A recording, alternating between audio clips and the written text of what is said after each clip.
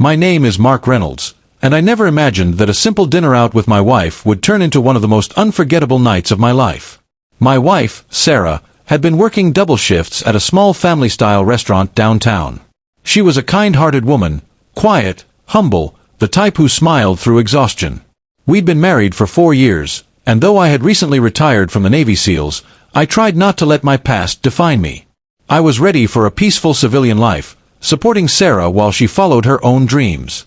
That night, she had texted me saying the restaurant was short-staffed again. "Busy night. Don't wait up," she wrote. Something about the message felt off, short, rushed, unlike her usual cheerful tone.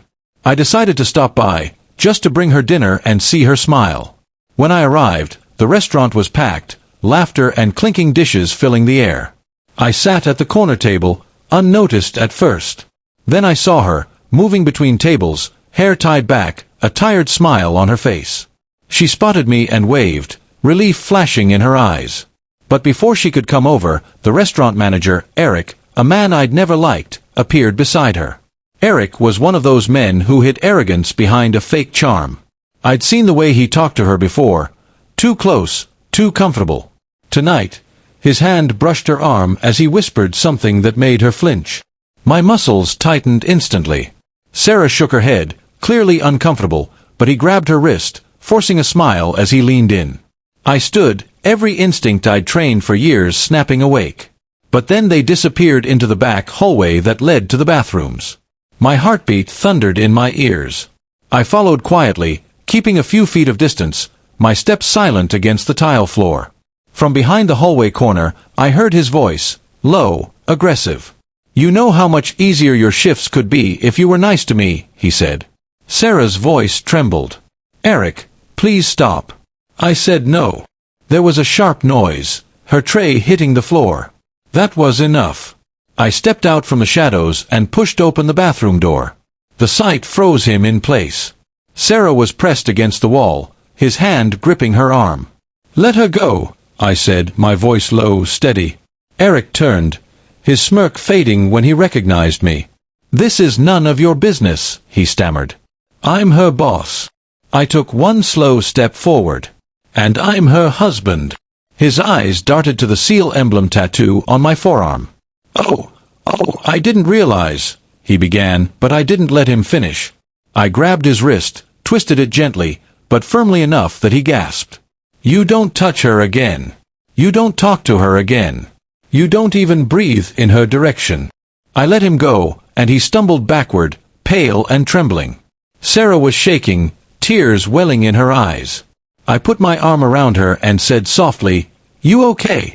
She nodded weakly. "I didn't want to cause trouble." "You didn't," I said. "He did." I walked her to the front, where a few waiters stood frozen, having heard the commotion.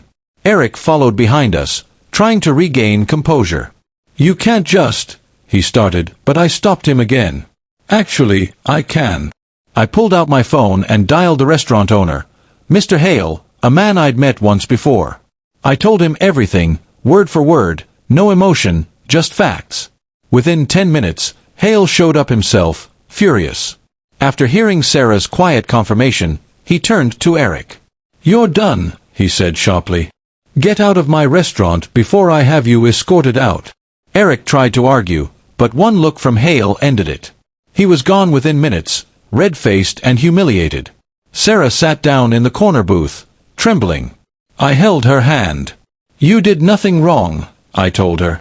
"He underestimated the wrong woman, and the wrong husband." Word of what happened spread fast. The next day, Sarah's co-workers rallied around her, and the restaurant implemented new safety measures. The owner personally apologized to her and offered her a management position once she was ready to return. Eric, on the other hand, was later charged after another employee came forward with a similar story. That night, as we sat at home, Sarah whispered, "I felt so helpless." "If you hadn't been there," I stopped her gently. "You were never helpless, Sarah. You said no. That took strength." I just made sure he heard it. It's been months since that night, but I still remember the way she looked at me when I walked into that hallway. Part fear, part relief, and all trust. She once told me she married me because I made her feel safe. But the truth is, She's the reason I learned what strength really means.